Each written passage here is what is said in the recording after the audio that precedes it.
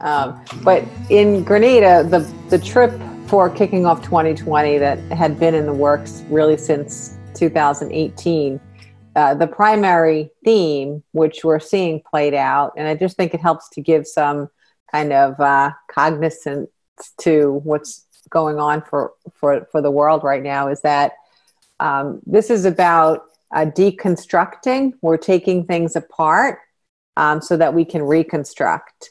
So I knew that this would be a massive year, and I understood that a lot of things that we became accustomed to and accepted as forever institutions or places or ideas, they will tumble and crumble if they're not aligned with the energy in the long run of where we're headed, which is toward enlightenment.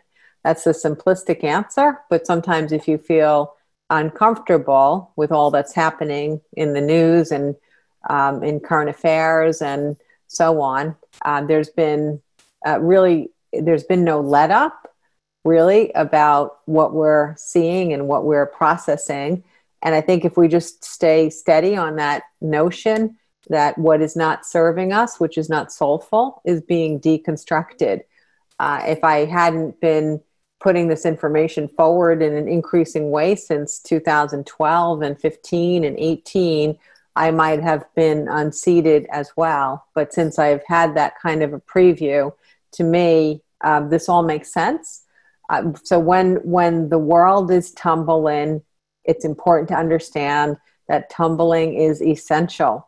You just get on your surfboard and you ride that wave because you have been training yourself for many, many years to ride the wave on the top with your surfboard. Don't go and tumble because you can't help someone when you are spinning. Just stay on top and understand that the tumbling will sort itself out little by little. You give clear modeling of where we want to live, how we want to feel, what we want to be. You guys just stay on top of the wave. Just stay on top of the wave. There's a temptation to go under. Don't. Just stay on top. You can't help somebody inside a wave. Okay? You just stay on top. Stay on top. I just wanted to, I know it's not necessarily about the book, The Answers, but there is like so much going on, and it's good. I oftentimes take a back seat from the news because I do always immediately understand where it fits into the big picture. So I don't get startled and I don't sink. But what I do is I wait and I let the sand at the bottom of the ocean settle a little bit, and then I can see all the happy things that rise. And I think that the Black Lives Matter movement and the direction it's taken now is just a fantastic example. I also sense that we'll see a lot more of that this year and in the upcoming years, but they are necessary. Don't get caught up in any fury. Don't get caught up in the rage parts. Don't get caught up in the anger parts. Don't get caught up in the disempowerment parts. Those are not for you. Those are to be more of a funnel toward more people having information of value that can help them make soulful choices in the future. Okay? All right. So that said, I wasn't planning to say anything like that, but I get that we're all living and breathing in the world that's happening and unfolding around us. And even though the book was channeled 15 years ago, it does feel like we're going back in time if we're looking at something and communicating through the text in here. One of the coolest things I've seen from people since we started this is I'm getting a lot of people who just pick the book up now and open it and read a passage, or they'll send me passages, and they're so nice to even actually type it out, which is really sweet, but they'll type them out and say, this was written for today. And it's over and over and over again. It is as though this book was written for 2020. It does mean that it's timeless, but it also acts as a guide for us when we ourselves feel like we might be slipping. Okay? There was a term that I used to use in the years I was peeling off masks and layers, and I very rarely will use that phrase outwardly to people in audiences, because I stay really focused on positive spins on everything, right?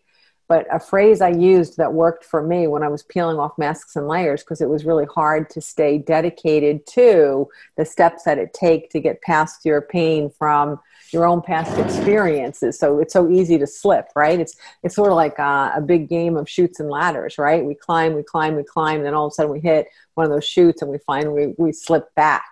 So to navigate those chutes and to continue on the ladders, what the phrase that I used, and I used to say this to myself all the time, was you don't have the luxury of a negative thought. Your life depends on it. And man, I'm not going to tell anyone that, right? That's horrible. It's a horrible thing to say. But for me, it worked. And the reason it worked was because I understood when I would say that to myself repeatedly, I really understood that when I was saying my life depends on it, in my being, I understood that there are so many forms of our lives.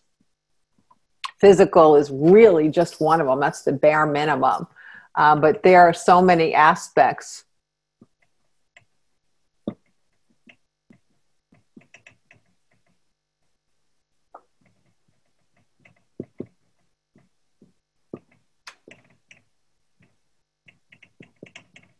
And so on. I'm just listing a few here. So we have a social life, a financial life, a physical life, an intellectual life, an emotional life, a spiritual life. All of these lives combine our journey for our existence in the physical body. So when I would say, I don't have the luxury of a negative idea, my life depends on it, what I was really saying to myself is that some aspect of my life does depend on it. And negativity and allowing yourself to sink becomes a luxury that you allow yourself once you know the tools to move yourself past it. It's not about not processing what you experience. It's about learning how to limit how often and long you stay in your negative response to the stimuli around you, because we do have the power over our own thoughts. And when you become a beacon of light, as everyone here is a beacon of light, you really don't have the luxury of wallowing in events that are tumultuous around you, because you want to be that beacon. You want to be that strength. You want to show that you've removed masks and layers and that you have the ability to be perpetually, in an ongoing way, happier than the majority of the population. And it's helpful to model that to people who are feeling the pull underneath the tumbling water. All right. So that's just my PSA for the night. And more than likely one of the souls from this book came in and said it. And it's interesting because I'm going to tell you who did not say that is Ayn. You know, one of the things I always found interesting, and she doesn't mind me talking because she's like sitting here right with us, but I always found it very interesting that all guides are 100% love, right? And they all embrace us, and when we can connect with them, we can feel them, see them, touch them, experience them, you know, dream with them. We can do all this wonderful stuff, and we realize that there's not a negative aspect to their existence. But one of the things about Ayn I always found is like she got right in there and she would just lay things out without giving me time to digest them. So she was not the softener, let's call it that. She was never my softener when it came to communicating with guides. So what I just said about the wave and what I just said about us as beacons, I guarantee Ayn wasn't the one prompting that public service announcement. All right. So thank you so much, everyone, for all of the emails that we got about your connection to Thomas Edison. And I did receive a couple of more meaningful ones today after I sent out the email, but I didn't really have an opportunity to send out another email before we spoke tonight. But I do want to share one that I had, which was kind of cool also. I just recently started to be able to return to having in-person visits. And I was doing and you know, it can be in someone's home or something since the restaurants and stuff aren't that. And I've been doing them in parks and like that. But I was doing a session, and the light in the room we were in, it was one of those lights that had like multiple Edison bulbs in them. If you guys know what an Edison bulb is, it's the new light bulbs that are out where you can actually see the filaments, and they just look kind of cool. They look kind of old fashioned, but they're very, very popular in decorating right now. So over the table were all of these Edison bulbs. And as we were talking, we were actually talking about Edison because it was someone that's participating with us. And with this, for the first time in the history of that light in this house, the bulbs started to flicker, and they never went on full power until we acknowledged that Edison was there with us, clearly trying to get us to pay attention to the fact that he was there, like a little kid, pulling at your pants leg when you're having a cup of coffee with somebody. And that's what he was like. And then once we acknowledged his presence and started to, honor him, he could care less whether or not we honor him. But once we started to show him the proper respect, then he started to play. And so anytime we said something and we were like, yeah, I think so. As soon as I would say something like, I think, he'd be like, yep. And he'd flicker the lights. So for the whole hour, he just actually communicated with us through these Edison bulbs. It was fantastic. I wished I had videotaped it because it was a little bit surreal also. But I did want to share with you that we had that experience. Okay. All right. Can I, Jeannie, you said you had a blow up, which I would love to ask you about when attempting to communicate with Edison. It's probably a lot to type it out. So let's just get you off mute and see if you can talk about it. Okay, I think you are. There you go. Is that okay? Yes. I have tried throughout to communicate with him unsuccessfully. And so today, after being in the virtual courtroom all day, I decided, you know what? The way that I used to have success is to research them, see what their quotes were, and then something would come through. So I go to do that, and I click on those brainy quotes, and my whole computer blows up. Oh, wow. And I get the flashing, the noise telling me that my computer has been infiltrated and that I have to call these numbers or it's going to self-destruct. Wow. And I didn't call the numbers, and we backed up the computer, and then we tried to, get out of it, and we were able to get out of it, and then it took an hour to have the computer fix itself. Okay. But what the heck? Okay. So now you can mute me. Thanks. Thanks, Edison. Thanks, Jeannie. Luckily, I have a little background information about you, so it makes it easier to interpret even what it is that he says. But and you don't mind, I think, me using you as an example, right, Jeannie? Thanks. No. I'm going to toss you under the bus a little bit. Anytime. Right? I have tire treads on my back. All right, good. Because part of our journey here, it's not just reading the content of the answers. You guys can read that on your own. But a lot of this has to do with understanding our relationship with non-physical and the souls that specifically had channeled this through me. And to understand your own relationship with being able to connect and to communicate. That's a large part of what it is that we're doing. I'm not special. I'm not anything more than any one of you. You can all have your own intimate relationships on some level, depending on what you're thinking, feeling, and believing, and the amount of energy or time that you want to give to the process. But what I do know very much so from knowing Jeannie is that Jeannie has a tendency to love certain forms of communication and had a history of not enjoying other forms of communication as much. So she had a very clear idea that the things that she would see me do, there were certain things I would do, whether it was hear them or see them, that she really wanted to have those same experiences. And the validation that she would get through signs or auto writing or any other ways of us knowing that a soul is around, they didn't feel as satisfying to her. And so what was going on here, and even the fact that it was remedied relatively easily, and it didn't mean that you had to pull the computer out and go to a shop and spend $500, but a relatively easy remedy. What was going on was just that, the guides were just reminding you, as they used to do with me often, that if we become dependent on a singular method of booting up our knowledge that we're connecting with them, they're going to help us shake it up, because they understand that eventually we learn how to receive when they're connecting with us, but they also want us to be conversational. So they do like, for our sake, for us to be able to communicate in methods where we're sharing conscious energy with them in conversation in our head or out loud or through auto writing or knowingly even through auto speaking. So, you know, I'm not going to say everyone in this room's computers are going to blow up when they try to talk to Edison, because this was very specific for you, Jeannie, that, you know, you said I couldn't connect.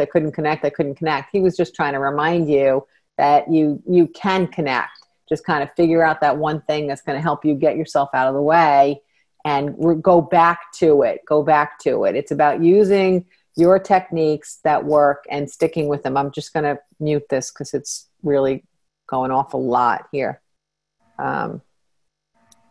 There we go. So that's what it was. It was just kind of a big way to be playful and funny, to remind you that you got this. You know, sometimes even just you got this, if you say it in your own head, or you say, hey, Tommy, I know I got this. Sometimes that's just enough to get you out of the way. Okay. And sometimes that's exactly what we need to do. Now, Jeannie, you had the good fortune of being with me when I had, you know, 10 years ago, when I had a couple of really big, scary happenings, and you saw me disconnect, right? And then you saw me connect again, because what it is, it's figuring out that we can connect in the method that works for us. And the most important point is when things aren't going well. It's easy to connect when everything is going well, or when we're not trying. It's like, yeah, you're skipping along. But when things are rough, when you kind of feel that you want to tap into that unconditional love source more than ever, that's the time when you have to respect the fact that you know your tools will work. You know you will be able to connect then. Okay? Yeah, funny. Thank you. Welcome. I think the first time that I ever really truly knew that this was never going away and that it was permanent was when I was able to connect during, I would say, two of the biggest crises of my definitely post 9/11 experiences, right? And Jeannie was there for me for both of them. So you get to see that when you know, you know. And like I said, the simplest thing is saying, I got this.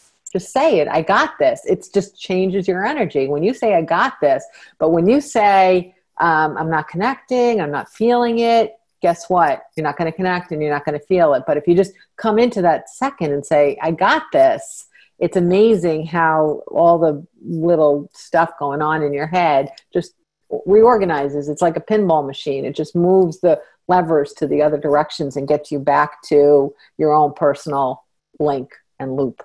All right. But that was an interesting question. And it was also a good way, which I'm sure was prompted by a soul, Jeannie. It was a good way to have this conversation with everyone so that they can understand the same concept, no doubt.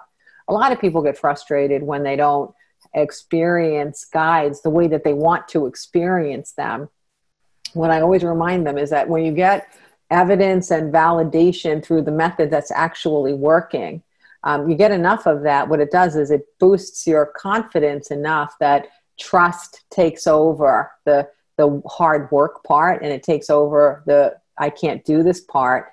So the validation gives you more faith. And when you have faith, you relax. And when you relax, things happen in methods that weren't previously happening. And the ways that you were chasing, all of a sudden they start to tap you on the shoulder by that relaxation. Okay? All right. Let me just see. There's one more big email here. Okay. Gay had 3 lights go out at the same time. And Thomas Edison appeared on Family Guy. Holy moly. Wow.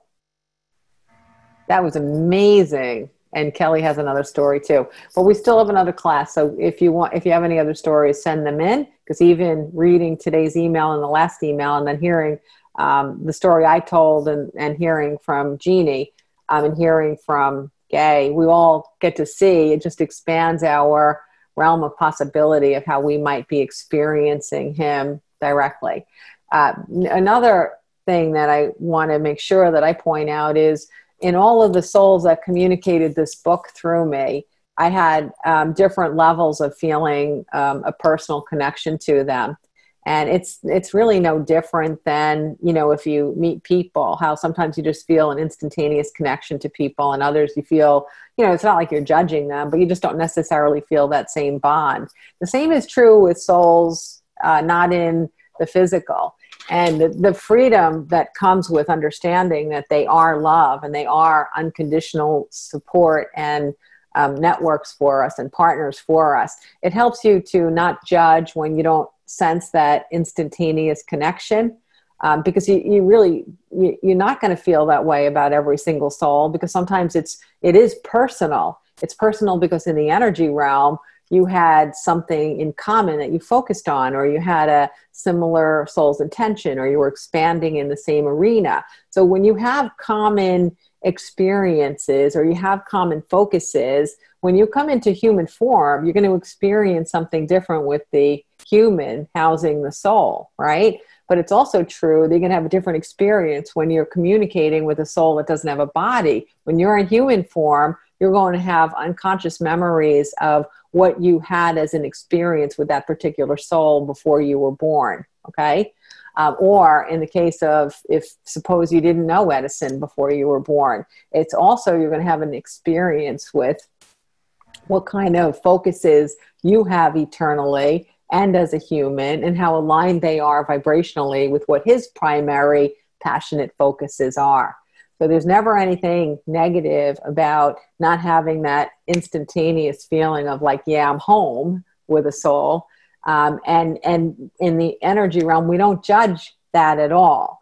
It helps us to flow. It helps us to flow, and we honor that flow. On Earth, we fight it, right? We fight it. You know, someone gives you a bad feeling and you get in the elevator with them anyway, and then you feel horrible during the whole ride. So we do it because we're human, and we try not to, I don't want to be judgmental. I don't understand why I'm feeling like that. And you get on the elevator. But in the energy realm, it's not that we get pushed off like in a negative, but we just don't feel an attraction. So we don't necessarily pursue additional contact with that soul in that moment. And I'm telling you this, number one, because it's really important that you understand that. And even though we all had the assignment to see how Edison might be playing around with you or communicating with you or connecting with you, if you didn't have any sense of a connection, it's really not anything to worry about, because there's more likely souls out there that have, you know, maybe far more in common with your soul's intention and with you as an eternal being. And Thomas Edison might not be it. It does turn out that when I wrote his passage in here, and did I identify it for you guys, which passage it was? I did. Okay. So when I wrote his passage with him, you know, I always go off to the side and write with whomever was writing at the day as soon as I was able to determine that it wasn't Ein. And when I wrote with him that day, you know, I loved it. It was fun. It was cool hanging out with him and all that. And I got that. But I didn't feel a personal connection to him. And over time, there were some souls, it was like they were my breath. And I was like, well, what's wrong? Like, why am I not getting that same feeling with Thomas Edison? It's just simply that he has a different method of pursuing his own expansion eternally than I do. We'll always have eternal love for one another, and we might, you know, shift our focuses on some level, somewhere, sometime, someplace, and kind of get that same intensity with each other because we're now in the same lane of the methods in which we're using to expand. Okay. But that's an important thing to know, because I'm never intending, and all of these souls are never intending to set you up for what you might perceive as failure. There is no failure. There's absolutely no failure. It's a matter of, Edison, he's such a funny guy. It's like, you know, he went through all of the metal elements before he found tungsten. And when he finally found tungsten is when he was able to make the arc to create the electric bulb. So he didn't, you know, pout and cry and get all, you know, mean to others and grumpy when he used another metal and it didn't work, and another metal and it didn't work, and another metal and it didn't work. We're the same thing. We're going through all the metals that we can get our hands on, and eventually we're going to find tungsten. And some of us are going to find it on the fourth try, and some of us are going to try it on the last metal on earth try. It's a matter of, it is trial and error. We don't have a really good set of instructions. This is about the best instructions you're going to get about the internal nature of reality. So we don't have a really good instruction manual about how to find tungsten first. And besides, we're human, and part of the journey is the experiment of it all. So we don't always want to find tungsten first anyway. We really don't. That would be actually pretty boring. I don't know, winning lottery ticket first all the time, that would not be boring. I'm just saying, okay, universe, I don't want you to get the wrong message from me, okay? All right, I want to, I'm going to take a step to the side now. And I had thought that we were going to get into this topic the last time that we were together, and we didn't, but I'm going to start it today. I know exactly which soul is coming in from the book. I know exactly which soul is coming in because we chatted it up earlier today. But I do want to say something first. And this is, anything I say now is really just coming from Ayn herself. And I have had the privilege of communicating with a couple of listen to me, humans wrapping a soul. I've communicated with a couple, and particularly Gay has brought information to me. But what's really fascinating is that there's really no more relevant time on earth for the body of work that Ayn left as Ayn Rand than today. It's almost as if from her death on to today, we've almost been like ramping up, becoming even more ready for some of what the wisdom was that she had during her physical journey. And it's interesting because there are aspects of her teachings, even though she didn't focus that much on that we're here to love, to give love, to receive love, and to help others to do that. I know it's very clear that part of life, the most important part of life, that she kind of didn't put it in her teachings as Ayn Rand, and I get that. However, some of the other powerful aspects of her teachings are more relevant now than ever. And what it really focuses on, it's about the power of the individual. I know she focused a lot on, the self-focus and what you're capable of and giving it your all. And she would even say hard work. I don't necessarily say hard work, but I do say extended effort. But one of the things that she was trying to help people to not fall into the habit of was to be dependent on the government. And I do find it fascinating that she, channeled this book through me 15 years ago, and that dominant theme about being an independent thinker, about liberating yourself from fear, about trusting your own sense of things, that she wrote over and over and over again in the answers, but also her body of work as a human, where she really was asking people to trust their own guidance system, to be able to find out that they were self-sufficient, that they could be self-reliant, and that they didn't want to enter into a state in which they were disempowered by other people doing things for them that they could do for themselves. So one of the things that I find so interesting is that here, she's said, hey, why don't we do a little 3-part thing on this, and we'll come in and we'll chat it up and we'll have wine and we'll dance. And also, by the way, what's going on the planet, I want to also remind you that the power of independent thinking and the power of questioning things is more critical now than probably ever in your physical lifetime. Okay. I'm not saying I'm not an advocate of looking at conspiracy theories or anything like that. And trust me, I've been bombarded with them from every single angle, literally from hundreds of sources have sent me conspiracy theories. That's not what I'm talking about. What I am talking about is that one of the greatest powers that we have and always will have is freedom of choice and freedom of independent thinking. So we have to remember that you want to exercise your ability to think independently and to act independently. Because when you quietly subdue that voice that says that this is not right, you are actually adding to a larger global issue where people are forgetting that they even have a sense of their own perspective, their own intuition, their own ability to think for themselves and to decide for themselves and for their own lives and their own journeys. You know, I've been a notable independent thinker for a pretty long time.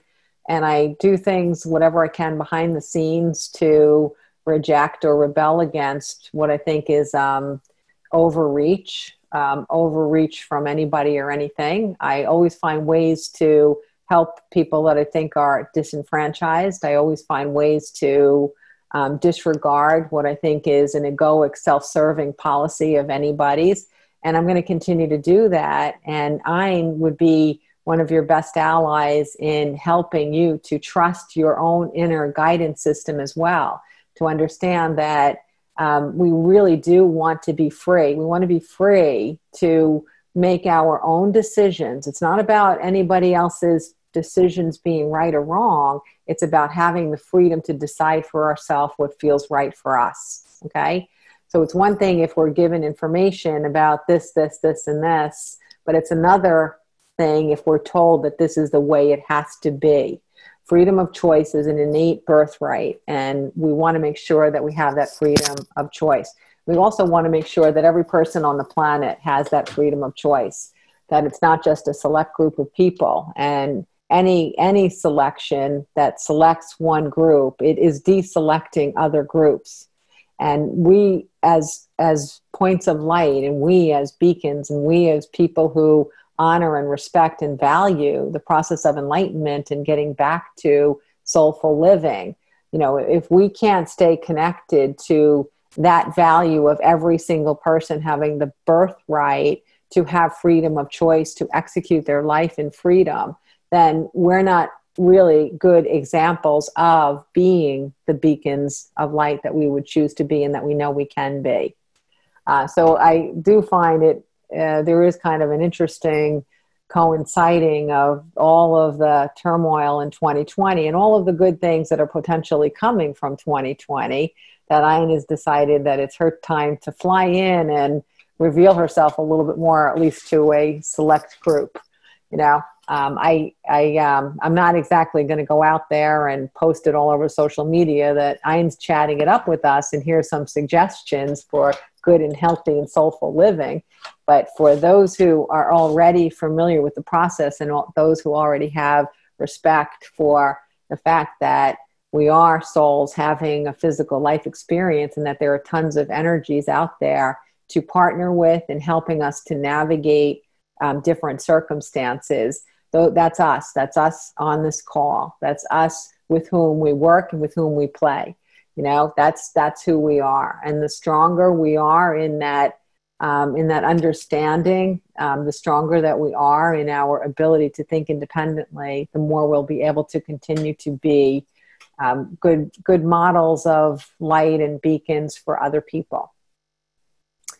Let me take a peek at everybody's faces as I talk, because I will commandeer the entire time we're together if I let her. But I'm gonna move away and go to a different topic, and I'm sure she'll come back in as I do. She's not going anywhere.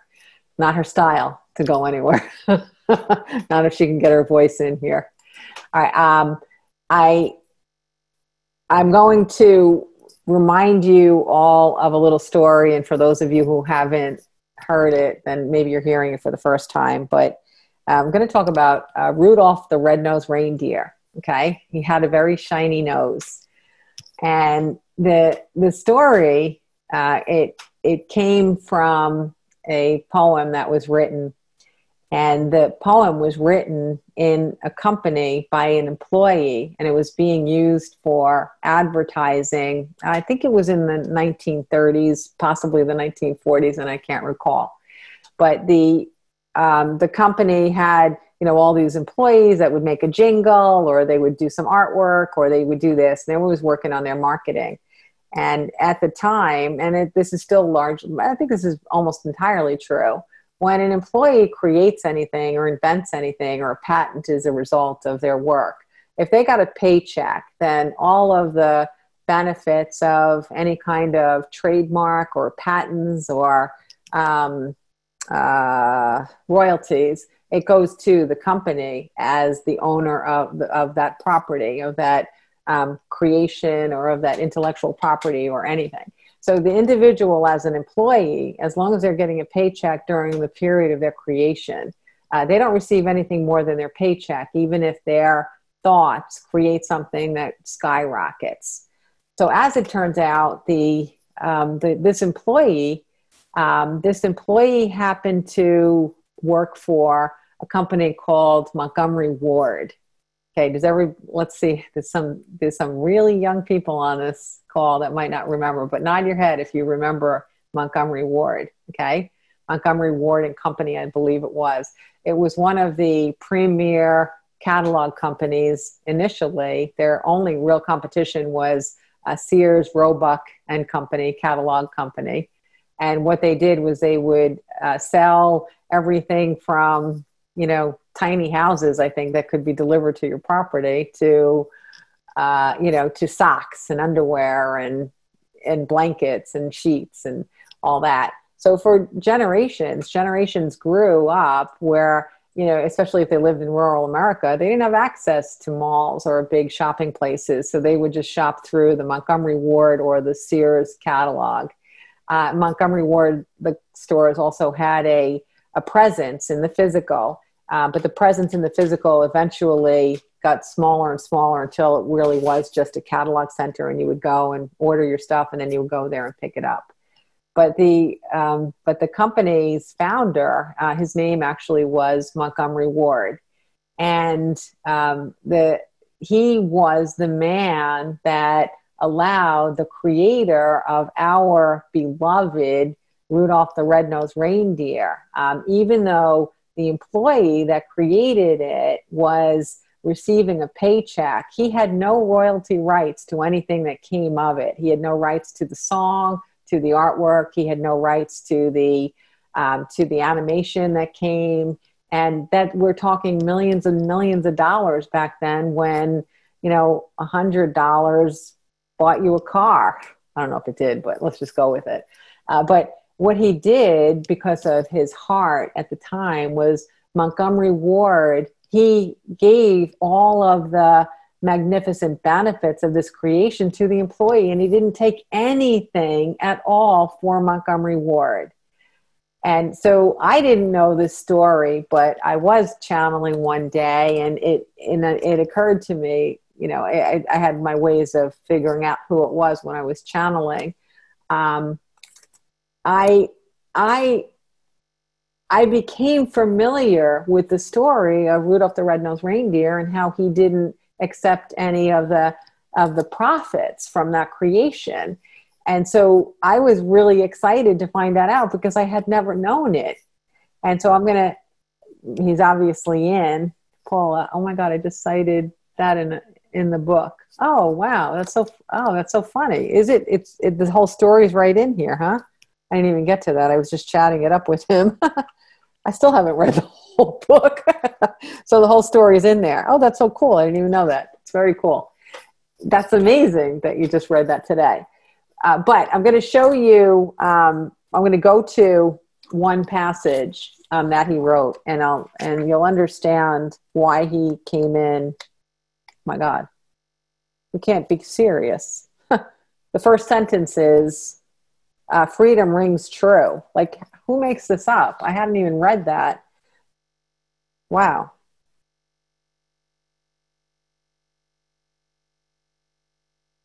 Wow, that's amazing. Absolutely amazing.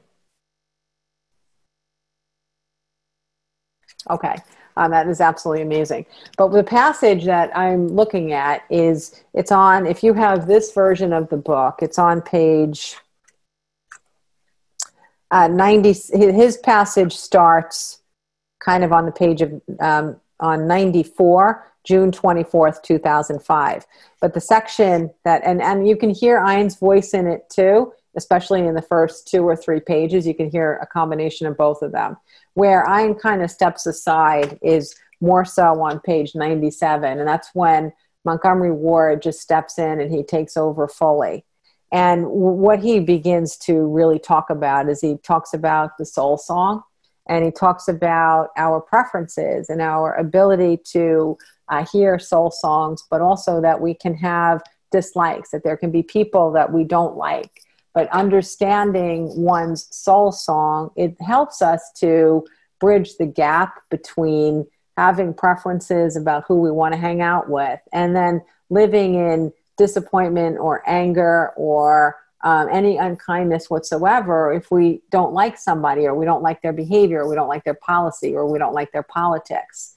So what he was helping us to understand is that it's about when you hear the essence of a person, when you sense that they too are worthy, that they had the same possibility of a positive or a negative future that everybody else does based on how life unfolds for them.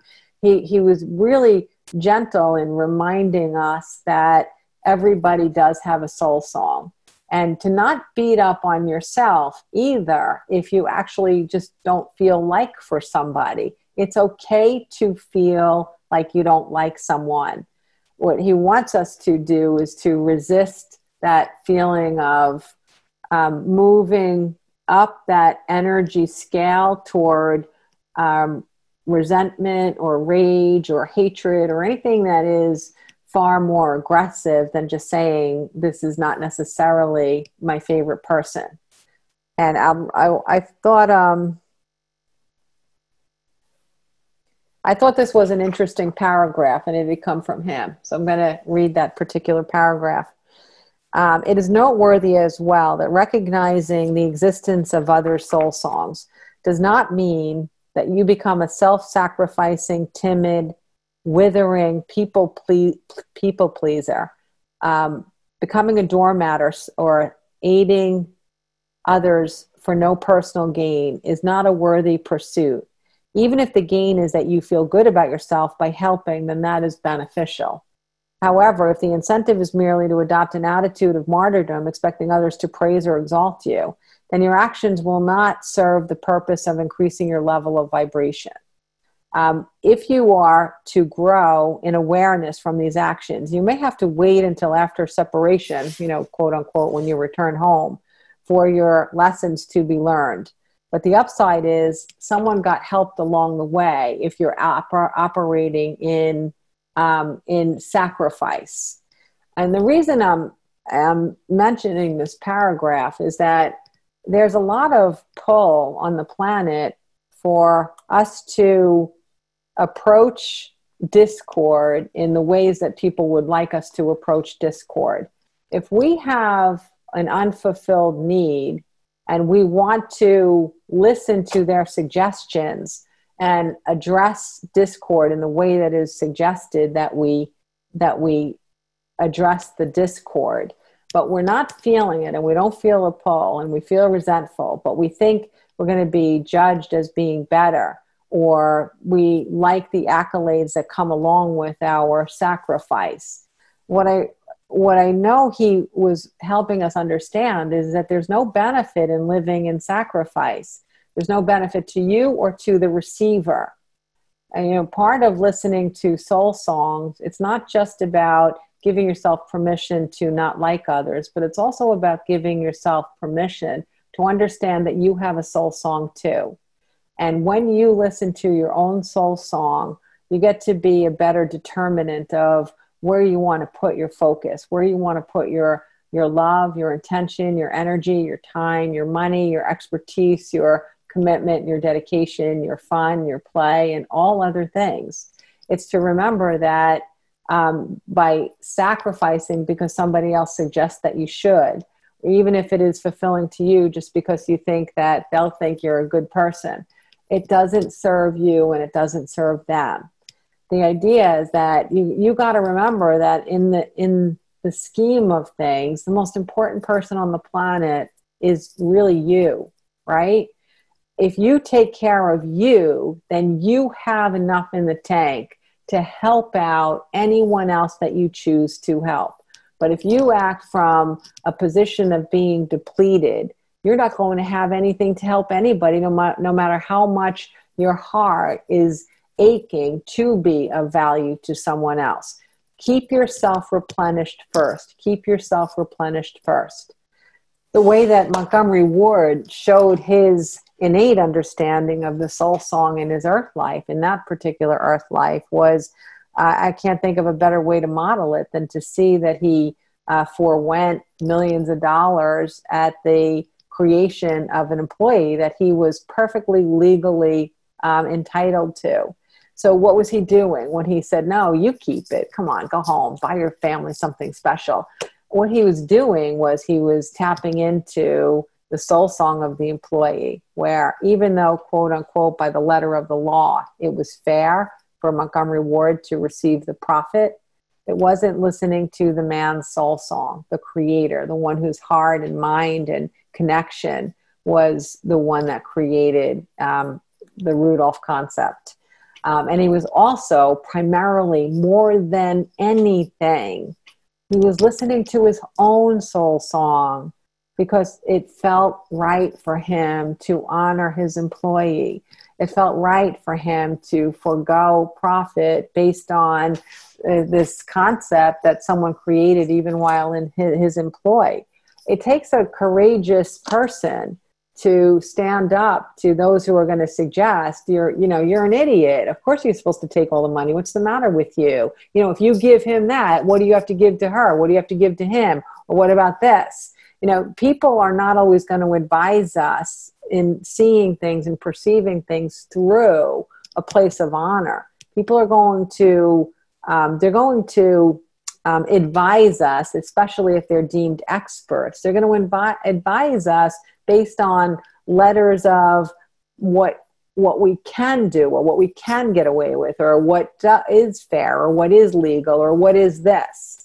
So I loved that he came through and helped us to see that the most important aspect of listening to each other's soul song is also to start by listening to your own. The book that I channeled after this one, called Begin Here, the whole entire book is focused on growing in your love of self as the platform for any success or happiness that you'll ever derive.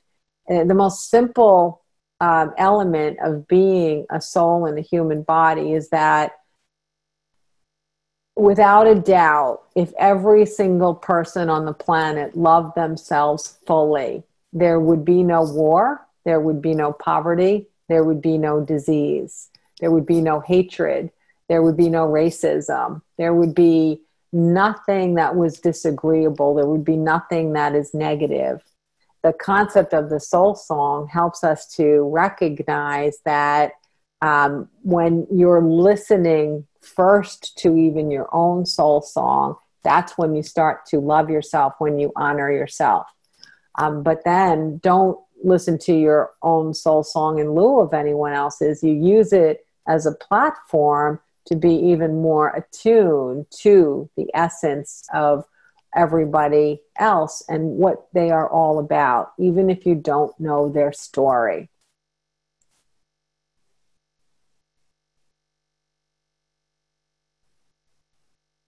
I'm going to answer Nellie's question. What was the journal session in the book where you discussed the soul song? It's actually very soon in the beginning, very early on. I wonder what session it was. Maybe somebody can find that while we're continuing to talk. So the concept of the soul song happened probably, my guess is going to be within the first 50 pages, but I don't really remember. But maybe, and if I don't find it today, I'll look it up. Oh, if you have the original book, Nellie, the original book had an index in the back. So go look up soul song in the index and see what the first book page is. Okay? Cool. Yeah, and I even thought that was cool that the first book had an index. And I'm surprised, actually. I thought the second edition, I thought it had an index, but it doesn't. No, it doesn't. But you guys have to poke around a little bit more. Oh, 59. Oh, and page 25 from Anne. So let's see. I'll look up what the...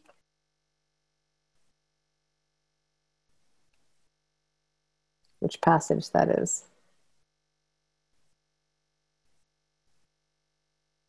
So, Anne, you said page 25. Is that in the old book or the new book? If anyone can tell me what entry it is, that's helpful, because the passage is Soul Song, page 27, June 3rd. Okay, Nellie, there it is, June 3rd. Thank you. That's really, really helpful. Okay, yeah, the dates don't always match up to the pages. Okay, good. Yeah. I got a private message that the concept of the soul song has really helped someone as a teacher. And I can definitely see that that would be helpful. Oh, thank you. Thank you. A long time ago, the first time I ever spoke to people who were working in daycare centers, I think we had, I don't know, like 60 people there. One of the things I walked into that room having a really good understanding that by nature of the business, teachers in daycare are incredibly underpaid. You know, the economics of it, maybe it makes it kind of necessary because of the ratio of teachers to students that's required by law. So, you know, you can't price yourself out of the ability to be able to care for kids as you're paying your teachers more. That's just an explanation behind it. It doesn't make it forgivable, but that's just the explanation behind it. So when I had, 60 teachers in front of me and a lot of them were very young. So many of them were, under 20, so many of them were under 25, and the majority of them were under 30. So here they're so young, and having gone through getting all of the teacher certificates and passing all the exams that teachers who were far better paid were getting, it was my role was to help to motivate them or understanding the value of what it is that they were doing, since their paycheck wasn't reflecting the value of what they were doing. And my job is always to hand it off to guides, or at least let guides come in.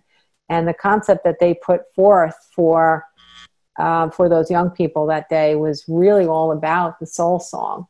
And luckily, with being intuitive, I was able to call on one person in the room, a young woman, and talk about a 3-year-old boy that I didn't know anything about it, but I got it through intuition, and tell her about how she had knelt recently when he was having a temper tantrum, and she had knelt on the floor and she had looked at him in the eyes and she had talked to him calmly.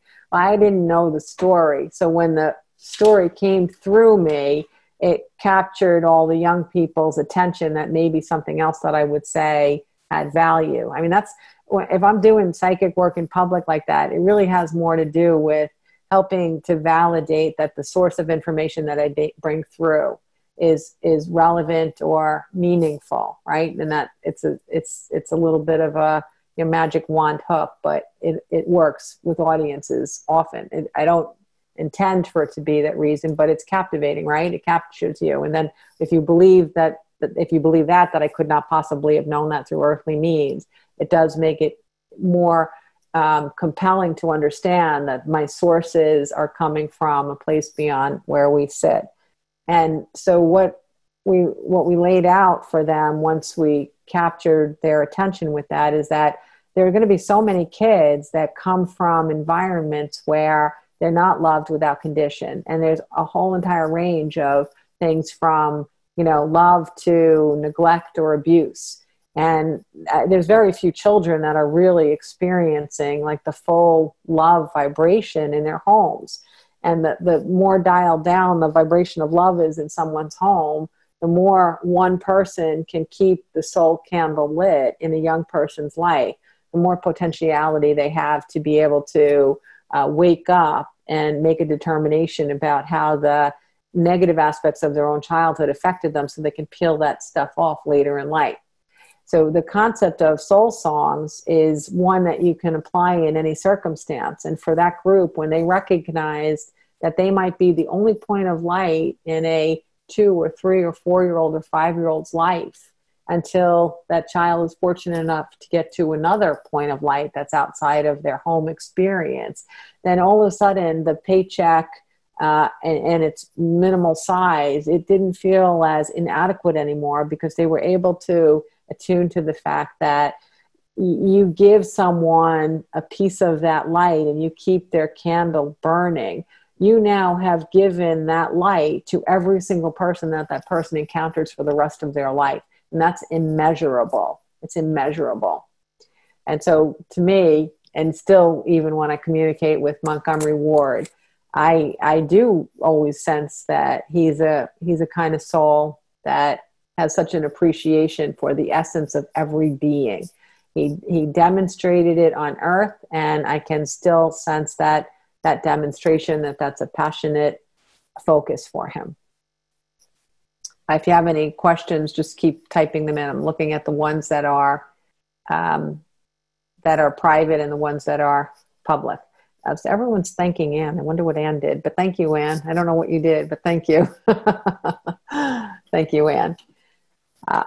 Now, as I said, Ayn is with us all the time as we speak.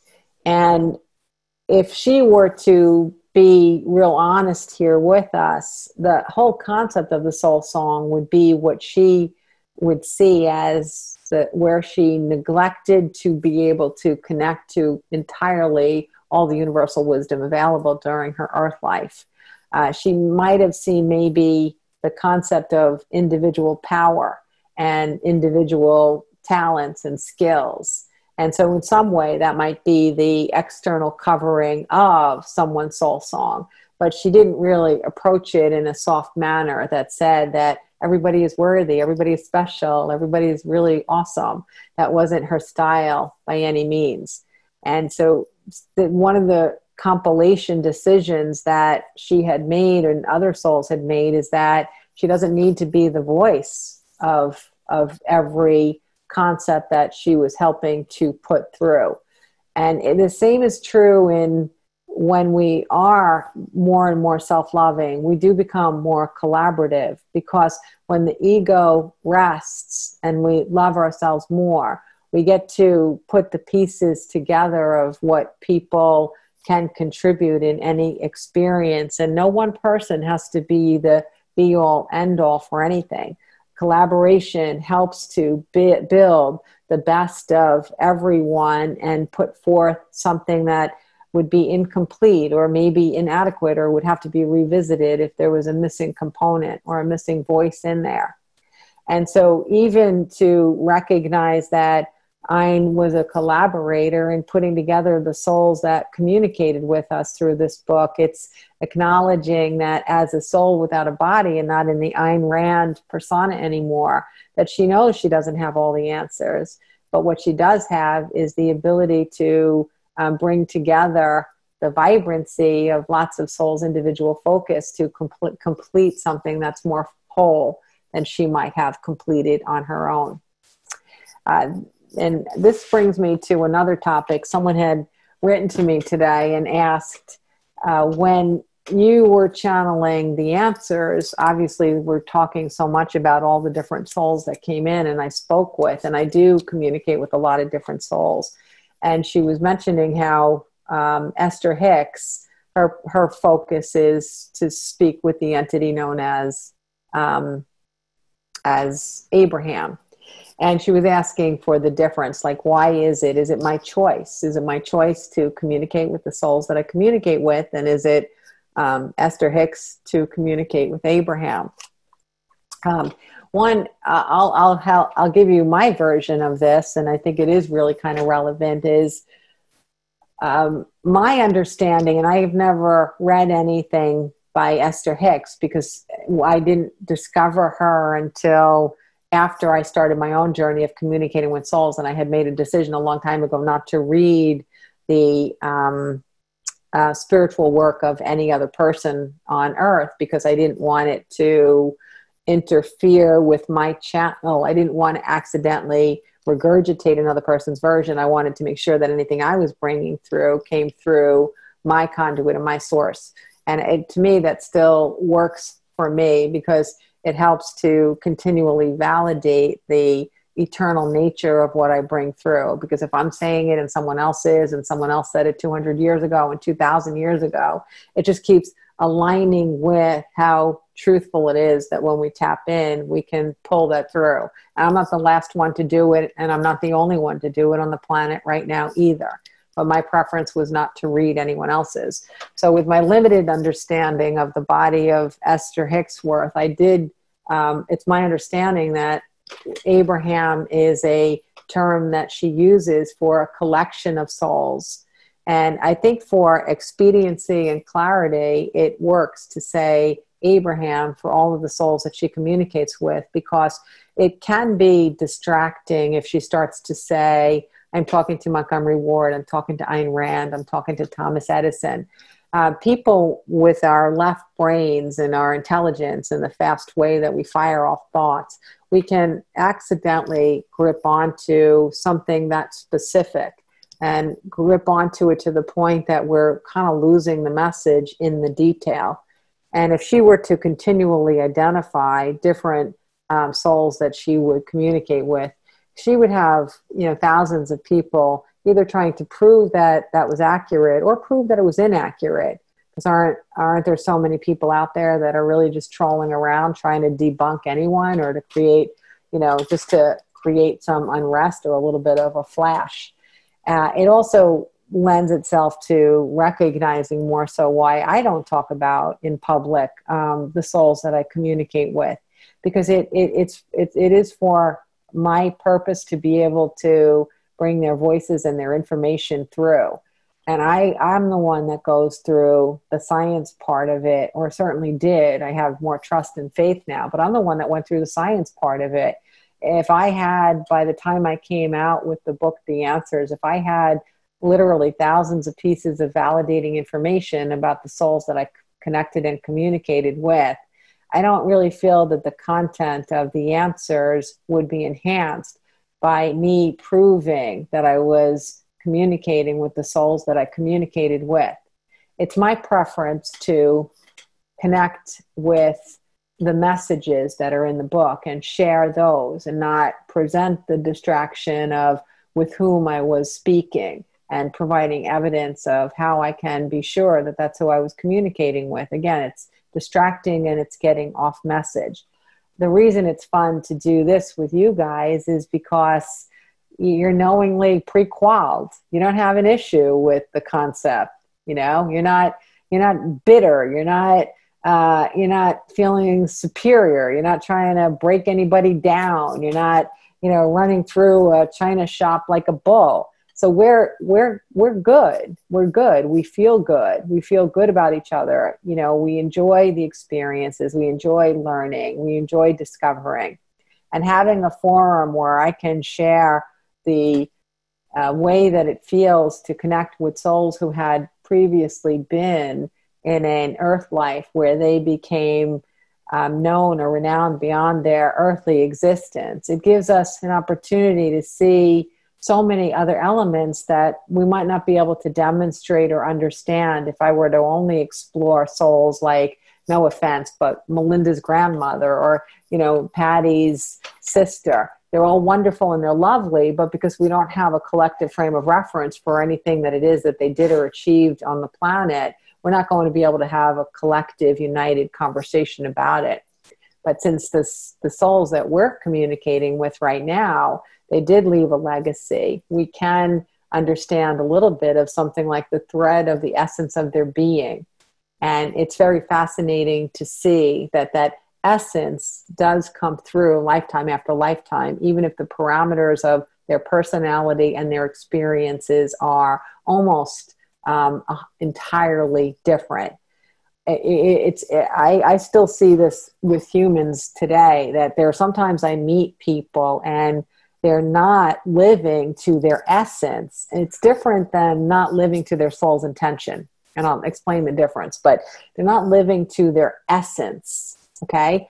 And when I meet them, what we what we'll work on, and I'm not going to come out and say you're not living to your essence. That sounds horrible, right? So what we will do is we'll work on helping that person come to an understanding of their own nature, of their own likes and interests and dislikes, and how they might be reflecting another person's core values or beliefs rather than their own.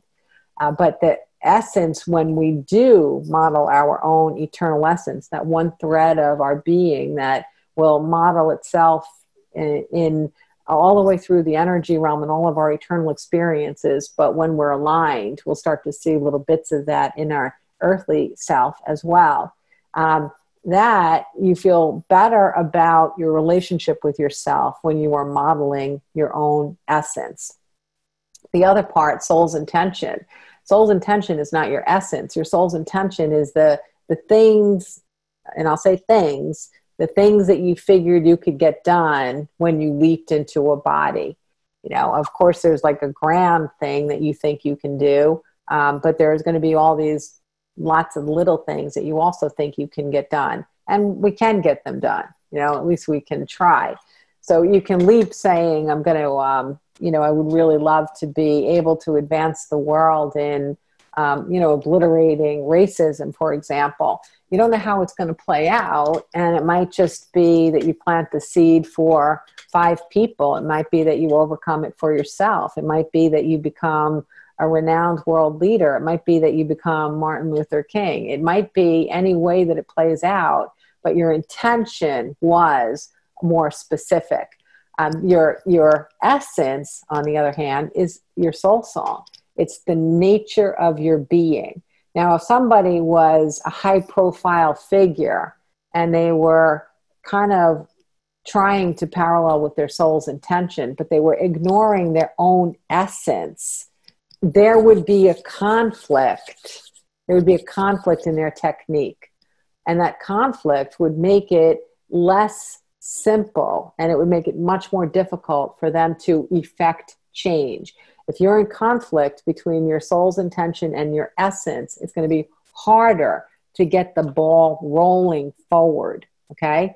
Let me give you an example in my own life, because I think personal examples really help to illustrate things like this. But, I always say I didn't speak until I was 35 because I had nothing to say.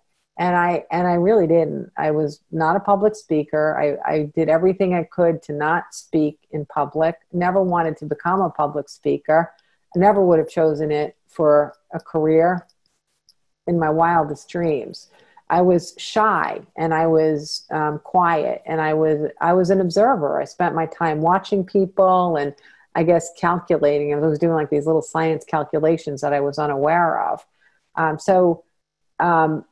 To continue to not use my voice in this earth life, to continue to remain shy or feel insignificant, or to remain in the background of my own experiences and everybody else's experiences, it would not have allowed me to parallel with my soul's intention, which I think my soul's intention, and I say think, but I'm trying to simplify it. My soul's intention is largely to increase the positive level of awareness of as many people as I can in this lifetime.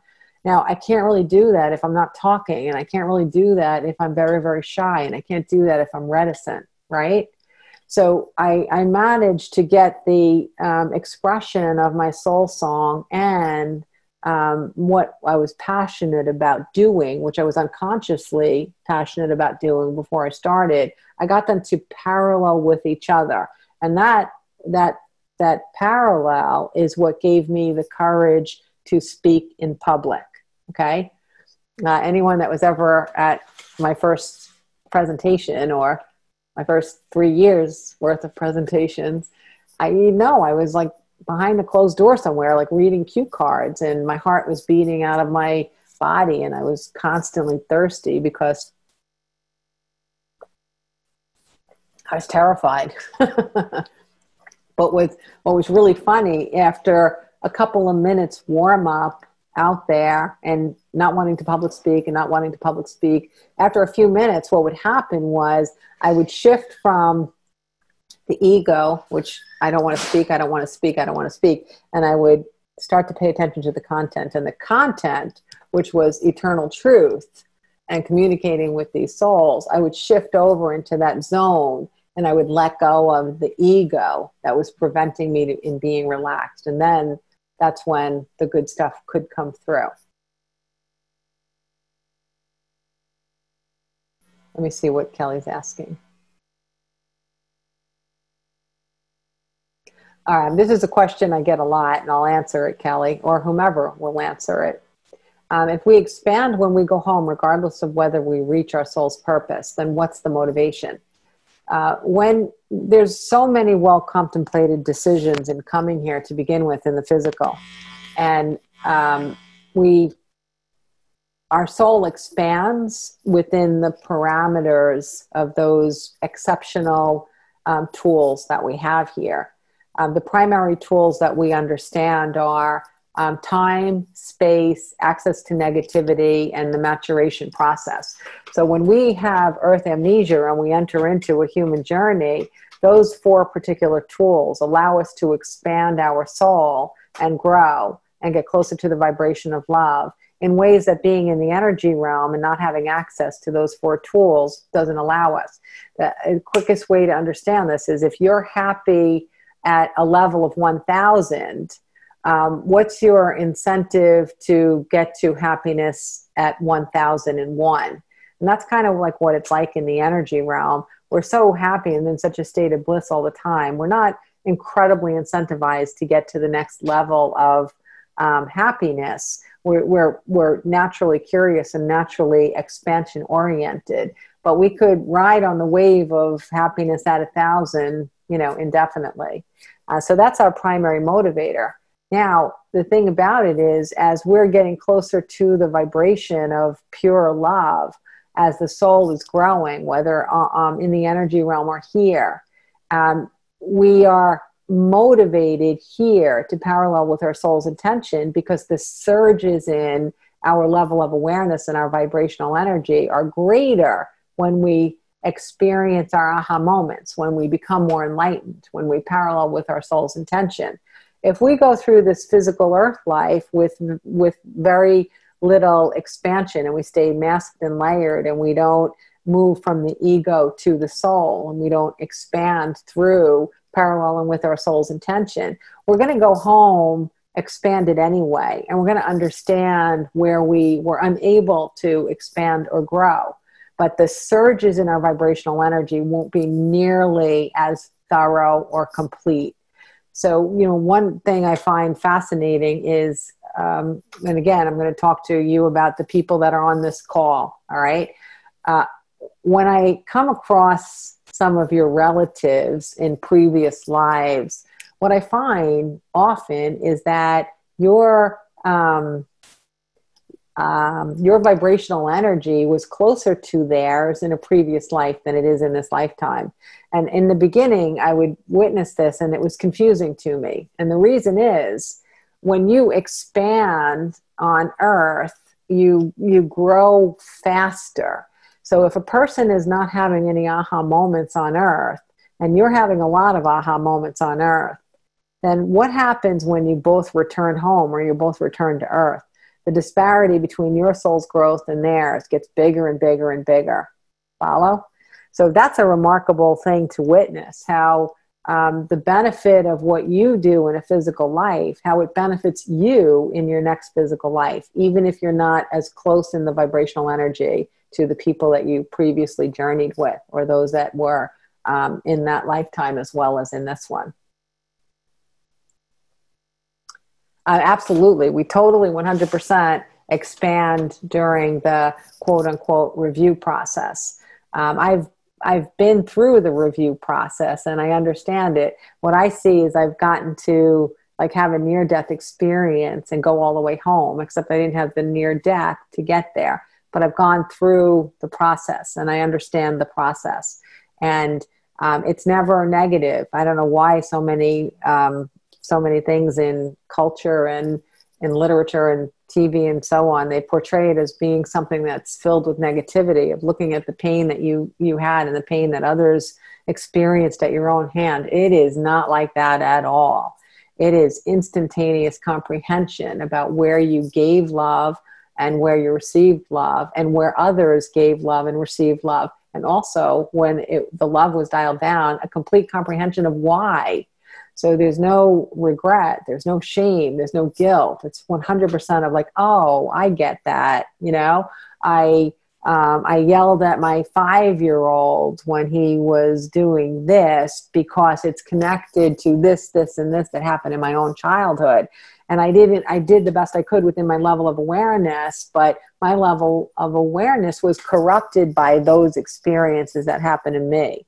And this comprehension is actually liberating. It makes you fall in love with yourself fully to any degree that you did not love yourself while you were here. So it's a very, very beautiful taking off of the baggage that we carry while we're here. That's remarkable. Thank you. Thank you very much. All right, let's go to the next soul that wanted to come in tonight. So far we have, spoken with Montgomery Ward, and and he was obviously the MW in the front list. We've communicated with Ayn again, and we'll communicate with her next time as well. And we've communicated with Thomas Edison. The next one that we're going to take a peek at is...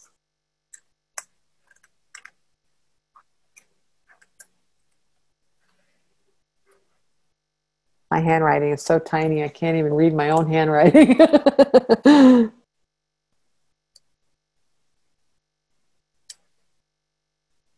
Okay, here we are. I found it. All right, let's turn to, if you have your book in front of you, I have it very, very, very marked. Oh, that's really interesting. Okay. I'm guided, so I didn't necessarily know where we were going to go either. I'm turning to page... in the newer book, it's page 80, but the passage is June 21st, 2005. I want to point out here that one of the things that's being talked about here is called the law of attraction. And when I started to channel the book, I didn't know what law of attraction was. I honestly had never heard of it. It was not anything I understood at all.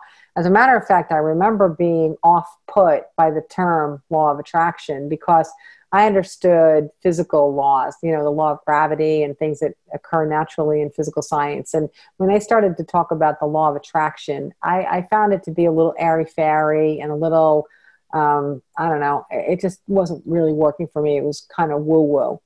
But as I continued to listen and expand myself and practice this concept of the law of attraction, I gave the guides a break and I let them, continue to fill my head up with these marvelous ideas when what they were really doing was peeling away the masks and layers that had prevented me from remembering it. One of the fascinating things, you want to talk about an interesting piece of validation about the channeling process, is here I was off-put by the concept of the law of attraction. And this book, I actually finished it, and I think it arrived on my doorstep in November of 2006. And November of 2006 was the exact month that The Secret was published. You cannot make this stuff up. If you ever read The Secret, there are passages in The Secret that are virtually identical to passages in this book. And to me, you go all the way across the entire globe to the farthest point from us where there's an English-speaking person. And the farthest you can get away from us and still have people who speak English is Australia. The author of The Secret lived in Australia when she wrote and published that book. So she was living in Australia, writing a book in English, while I was living in New York and writing a book in English, channeling it at the exact same time about the exact same concept, when that concept was uncommon or unknown or rarely ever spoken about on the planet. I think that's a remarkable amount of evidence just about the nature of the content in here and the process itself.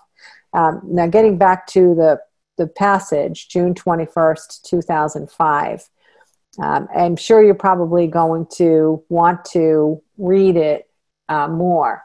But what is really interesting is I can actually remember the day that this particular soul communicated with me. And again, we're going to talk about what his soul was in his last human form. It doesn't even have to be his last human form, but in his most known human form.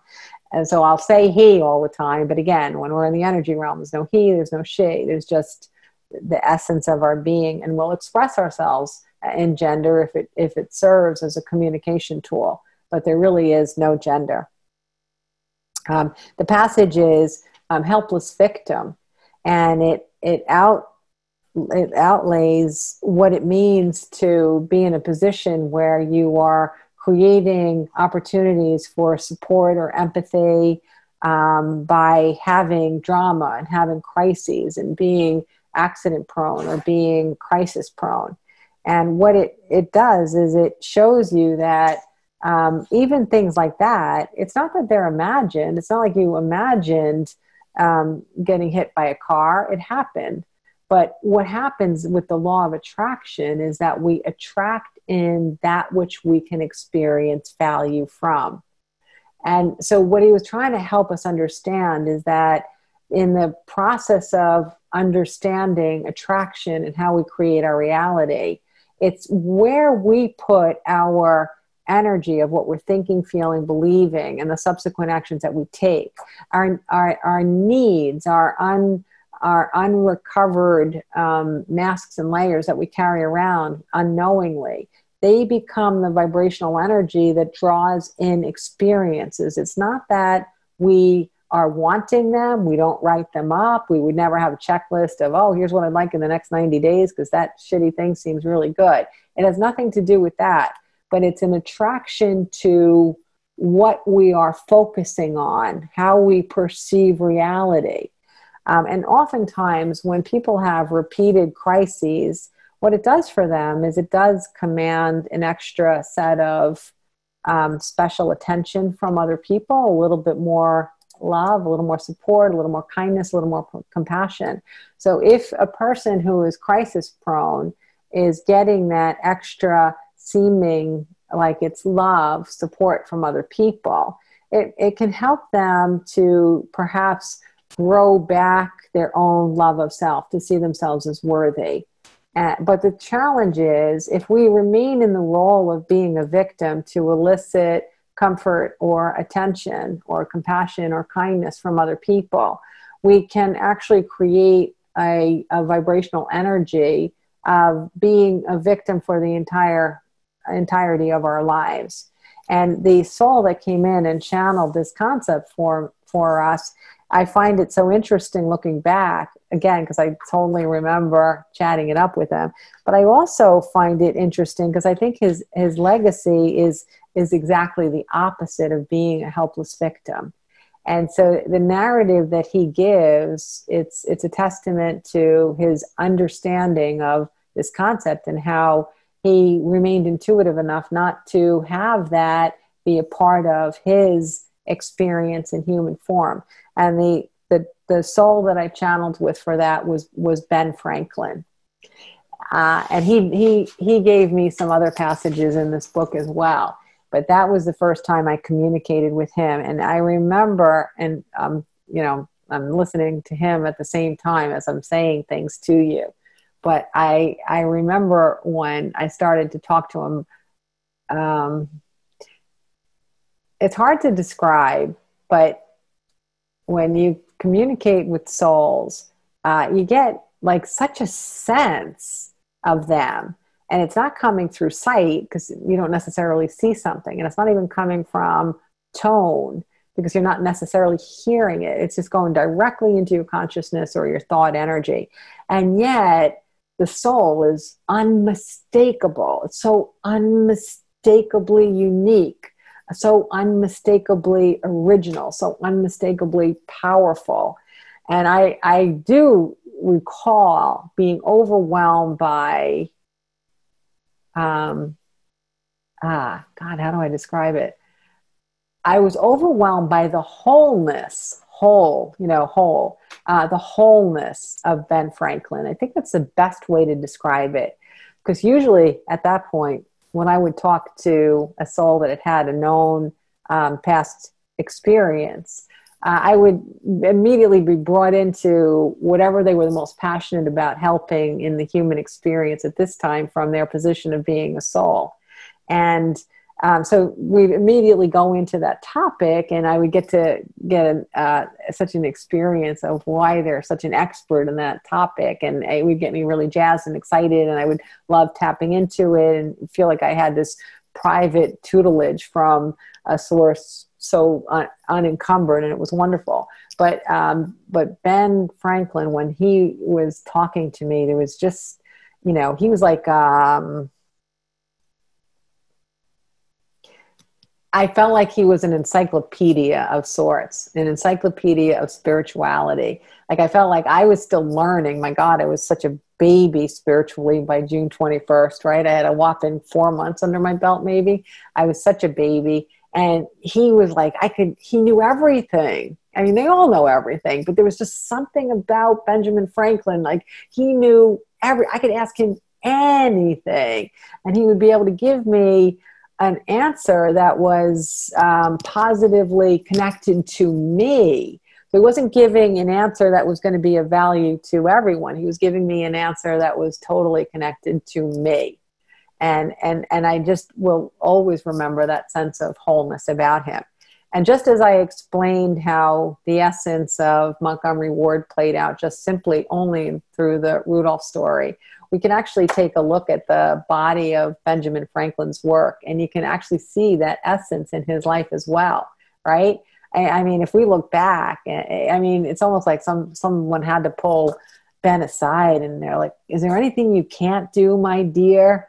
He was not myopic. He was not one-sided. He was not small. He was not categorical. He was really broad. He had a lot of interests. He had a lot of qualities that he embraced. He had a lot of faith in what I'm talking about. Faith is that there's an infinite wise partner that can be of value to us. And so what I found so cool is, here we go. When we get to know a person after they die because of their legacy, right?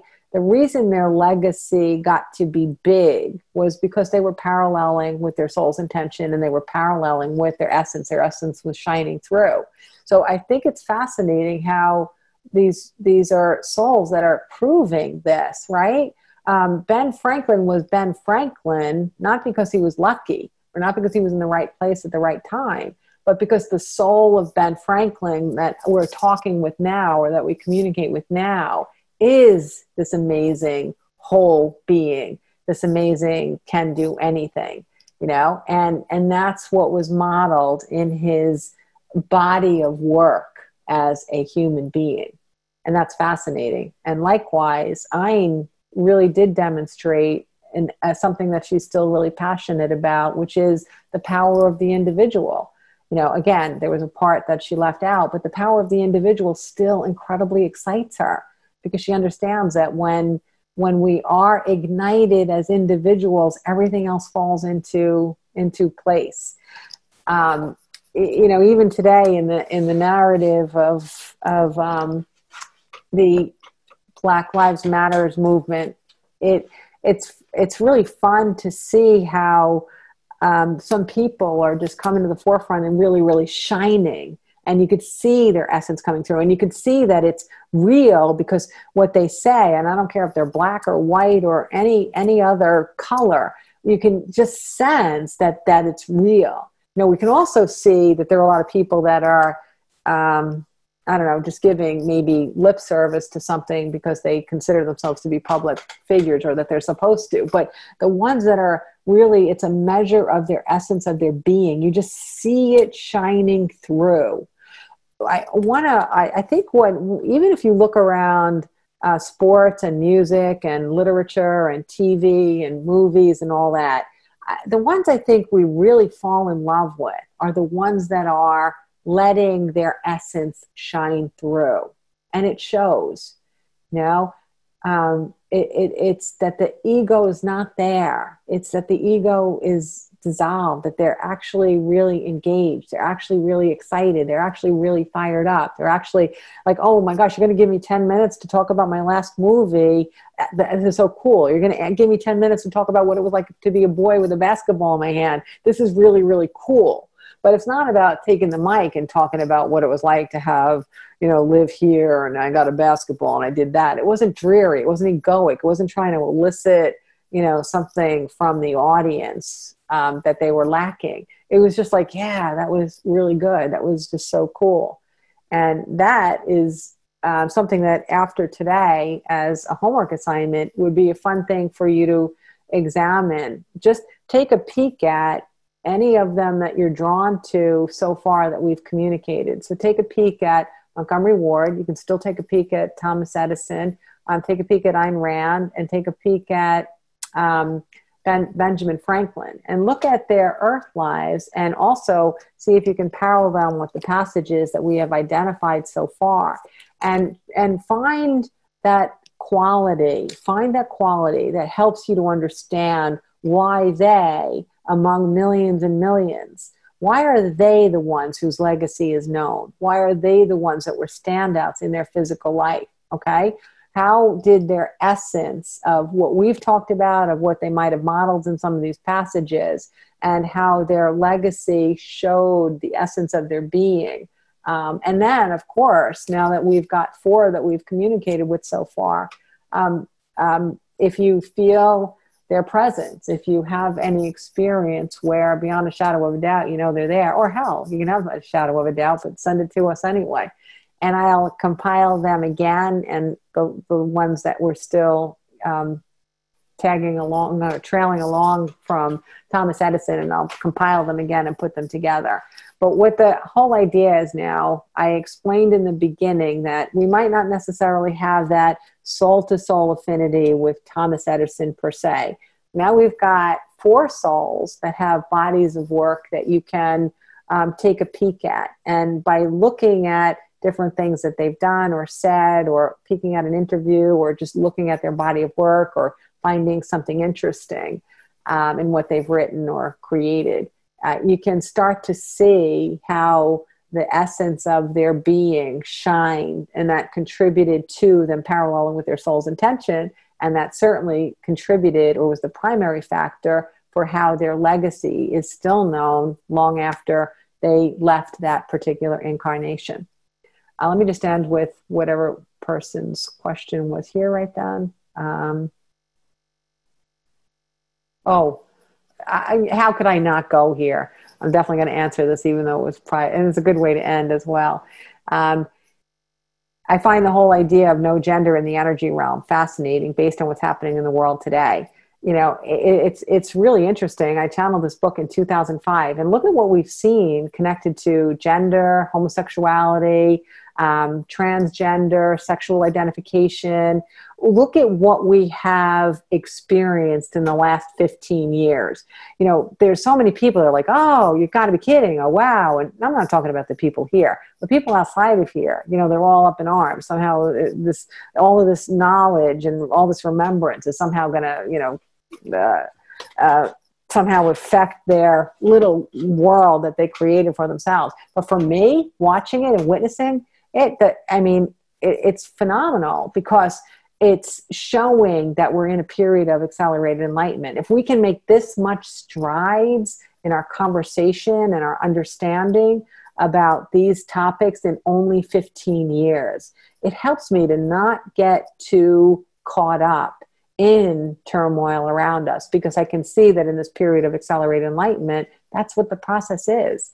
You put something in the waters of humanity today versus putting it in the waters of humanity in the year 1900. 1900, it would go, and that would be it. And today you drop it in there, it's like boom, and it just keeps going and going and going and going. And there are so many lit up souls on this planet now that even when that ripple gets dropped in there, someone else is pushing it out. Someone else is pushing it out. Someone else is pushing it out. You don't have to do everything, but trust in what everybody is doing to push those ripples out. And you do what it is that you feel compelled to do as well. Yeah, no, that's mind blowing. One of the things I spent a lot of time doing in the energy realm. Oh, should I say this? I know time's up, but I'm going to say it anyway. You guys are cool. But in the energy realm in 2005, when I kept going back and forth, oh, I got to see your faces before I say something as weird as I'm about to say. But I really experienced sexual preferences in the energy realm. I got to explore what we perceive as our sexual preferences on Earth. I am going to tell you, I am endlessly fascinated. And maybe that's why I started out a journey when I would keep going back and forth. And remember, near death, I'm back home. I didn't have the near death, but I'd be back home and then I'd come here. I'd go back home and I'd come back here. I'd go back home and I'd come back here. There, I got to experience genderlessness. I got to experience the fact that as souls, we have no sexual preferences. We love souls. And it doesn't matter if I'm expressing myself as female and you're expressing yourself as female in the energy realm. We're going to experience the mutuality of love if we choose to. Likewise, male, male, female, female, male, female, male, female, whatever. There's none of this nonsense in the energy realm that we do on Earth. And it's magnificent and it's liberating.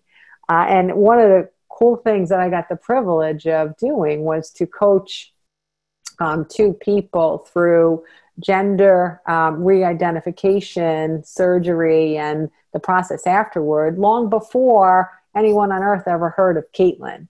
So when Caitlin came around, it was way old news for me, and I was frankly shocked when people were so, our way of life. I was like, I didn't even understand what anyone was bugging out about.